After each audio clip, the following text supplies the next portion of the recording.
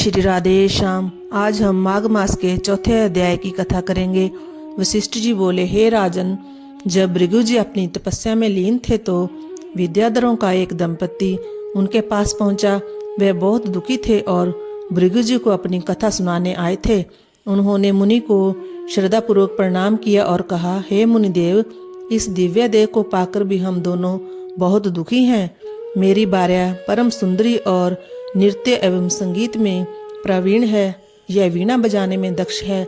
इसके वीणा वादन की महर्षि नारद ने भी प्रशंसा की है। संगीत के ज्ञाता इंद्र भी इससे प्रभावित हैं। भगवान महादेव भी इसकी संगीत विद्या से प्रसन्न हैं। ऐसी परम सुंदरी और गुणवती भार्या को पाकर भी मैं सुखी नहीं हूँ।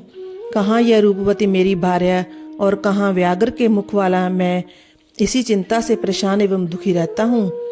उस विद्याधर की बात को सुनकर त्रिकालज्ञ भृगु जी मुस्कुराकर बोले, हे विद्याधर, हर प्राणी को कर्मों के अनुसार फल प्राप्त होता है। जो ज्ञानी होते हैं वह मोह नहीं करते और जो अज्ञानी होते हैं वह मोह में फंसे रहते हैं। जिस तरह यक्षिका के पाव विष विषम है, उसी तरह अधूरा कर्म दुखी करता है। पिछले जन्म में तूने माघ मास की एकादशी का व्रत करके द्वादशी को तेल स्नान किया था।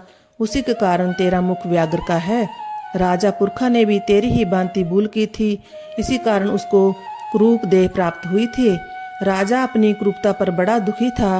वह गिरिराज के समीप देव सरोवर पर गया। उसने स्नान किया और तपस्या हेतु कुशा के आसन पर बैठ गया। उसने शंख चक्र गदा पद्मधारी भगवान श्री हरि को हृदय में धारण कर 30 मास तक निराहार रहकर कठोर तप किया। भक्त वत्सल भगवान श्री हरि राजा की तपस्या से प्रसन्न हुए। उन्होंने राजा के सम्मुख प्रकट होकर कहा, हे राजन, मैं तेरी तपस्या से बहुत खुश हूँ। इतना कह भगवान ने स्वयं अपने शंख के जल से राजा का अभिषेक किया, जिससे राजा का शरीर सुंदर हो गया। भृगु जी बोले, हे विद्याधर, यह सब तेरे पूर्व जन्मों का ही फल है। यदि तुम वास्तव में इस रूप को त्यागना चाहते हो तो माघ मास में मणिकूट नदी के जल में जाकर स्नान करो, तब तुम अपने पहले पाप से मुक्त हो सकते हो। इस नदी के तट पर देव मुनि सिद्ध निवास करते हैं। तेरे भाग्य से 5 दिन बाद ही माघ मास प्रारंभ होगा। तू स्नान की विधि ध्यान से श्रवण कर। पौष सुदी एकादशी से ही प्राणी को त्रिकाल स्नान निहार करते हुए पृथ्वी पर शयन करना चाहिए। भोग विलास त्याग कर जितेंद्रिय हो। माघ शुक्ल एकादशी तक तीनों समय भगवान विष्णु का पूजन करना चाहिए। तू भी ऐसा ही करे तो तेरा मनोरथ पूर्ण होगा।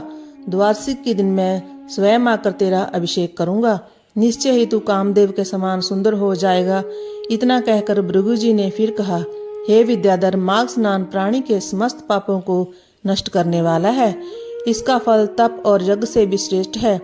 पुष्कर, कुरुक्षेत्र, ब्रह्माव्रत, हरिद्वार, काशी, प्रयाग, सागर संगम के 10 वर्ष तक निरंतर स्नान से जो फल प्राप्त होता है, उस प्राणी को माघ मास में केवल 3 दिन के स्नान से ही प्राप्त हो जाता है।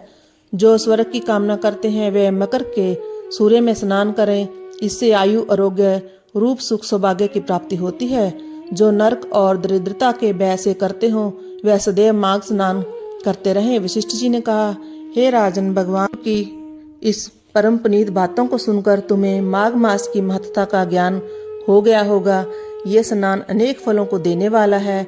सकाम अथवा निष्काम भाव से प्राणी को चाहिए कि वह माघ मास में स्नान करे। उसे इस लोक में समस्त सुखों की प्राप्ति होगी और वह परलोक में भी समस्त सुख पाता है। माघ मास के स्नान से पुण्यों की वृद्धि होती है और समस्त पापों का क्षय होता है। सतयुग में तप, त्रेता में ज्ञान और द्वापर में कर्म फल देता है। उसी तरह माघ स्नान सब युगों में श्रेष्ठ फल का देने वाला है। यह स्नान समस्त वर्ण और सभी आश्रम वालों के लिए फल देने वाला है। वशिष्ठ जी बोले, हे राजन, भृगु जी के समझाने पर उन विद्याधर ने अपनी स्त्री के साथ आश्रम के पास झरने में ही विधि पूर्वक माघ स्नान किया। भृगु जी की कृपा से उसे सुंदर देह प्राप्त हुई और उसका दुख दूर हो गया। वह कामदेव के समान सुंदर मुख वाला होकर अपनी पत्नी के साथ विहार करने लगा। तपस्या पूर्ण करके भृगु जी अपने शिष्यों सहित पर्वत से उतरकर अपने आश्रम को चले गए। हे राजन, जो इस परम पुनीत कथा को श्रवण करता है उसके समस्त मनोरथ पूर्ण होते हैं। इस प्रकार कथा का चौथा अध्याय समाप्त हुआ। जय जय श्री राधे श्याम।